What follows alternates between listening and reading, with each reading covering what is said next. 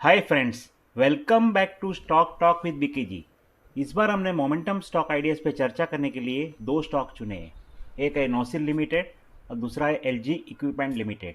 तो चलो देखते हैं एक के बाद एक स्टॉक का चार्ट। यहाँ पे आप देख सकते हो ये नोसिल का वीकली चार्ट है। नोसिल ने मार्च 2020 में 44.70 के भाव से अपना अपमूव स्टार्ट किया।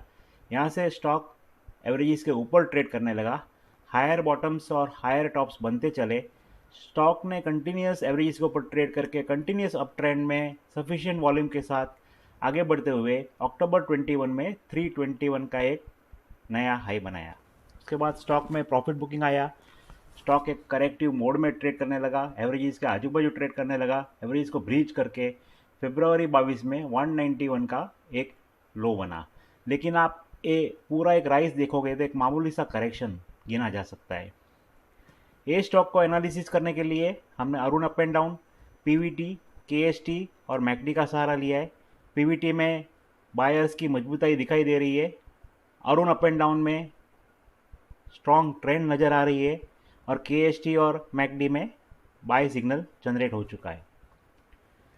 स्टॉक ने यहाँ करेक्शन देके वापस एक अपमूव दिया, लेकिन पहले वाला हाई को पार करने में असफल रहा और वापस ये वीकली चार्ट है, वीकली कैंडल्स है, छोटी छोटी वीकली कैंडल्स बनाते हुए स्टॉक ने वापस एक वॉल्यूम के साथ अपमूव दिया और ग्रीन कैंडल के साथ अभी अभी स्टॉक ने 274 का एक नया हाई बनाया है, जो अगले दो हाई से ऊपर है। तो ये पूरा एक प्राइस पैटर्न और पूरा ये स्टॉक का मूव देख के हमें लगता है कि आने वाले दिनों में स्टॉक ये अगले ऑल टाइम हाई को पार करेगा। तो नोसिल लिमिटेड, जिसका करंट मार्केट प्राइस 265 है, उसका आने वाले दिनों में टारगेट 325, 400 और 450 आ सकता है। और अगर ये स्टॉक बीच में नीचे आता है तो उसका बाय एरिया है 255, 242, 232, 223 और 217। और ए ट्रेड में 205 का स्टॉप लॉस रखना ज़रूरी है। तो ये है आज का अगला stock, LG equipment limited. LG equipment ने अक्टूबर 20 में 103 का भाव से अपना अपमूव स्टार्ट किया। स्टॉक यहाँ से एवरेजेस के ऊपर ट्रेड करने शुरू किया और कंटिन्यूस अप ट्रेंड में ग्रीन कैंडल के साथ ट्रेड करते हुए अप्रैल 21 में 244 का एक हाई बनाया। उसके बाद आप देख सकते हो ये वीकली कैंडल्स है, वीकली प्राइस कैंडल्स है। स्टॉक कंटिन्यूस अप्रैल 21 से लेकर नवंबर 21 तक एक कंसोलिडेशन मोड में ट्रेड करता रहा और उसके बाद अच्छे खासे वॉल्यूम के साथ ग्रीन कैंडल के साथ वापस स्टॉक ने अपमूव दिया और फरवरी 22 में 423 का एक नया हाई बनाया। उसके बाद करेक्शन आया थोड़ा सा और वापस एक बीच में इंटरमीडिएट एक अगले हाई को पार करने की कोशिश की, 359 का हाई बना, वापस सेलिंग आ गया स्टॉक में और मई 22 में 249 का एक लो बना।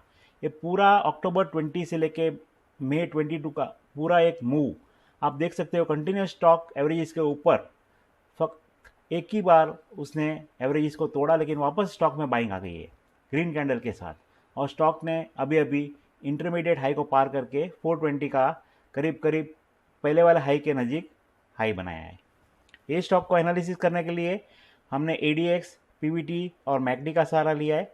एडीएक्स में अच्छी खासी एक ट्रेंड डेवलप हो चुकी है, ऐसे संकेत मिल रहे हैं। पीवीटी में एक बाइंग का फोर्स नज़र आ रहा है और मैकडी में बाय सिग्नल जनरेट हो चुका है।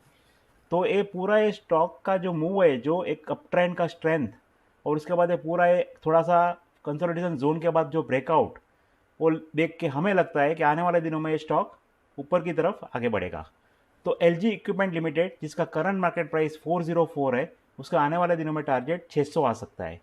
और अगर ये स्टॉक बीच में नीचे आता है तो उसका बाय एरिया है 395, 380, 368, 355 और 347 और ए ट्रेड में 310 का स्टॉप लॉस रखना ज़रूरी है।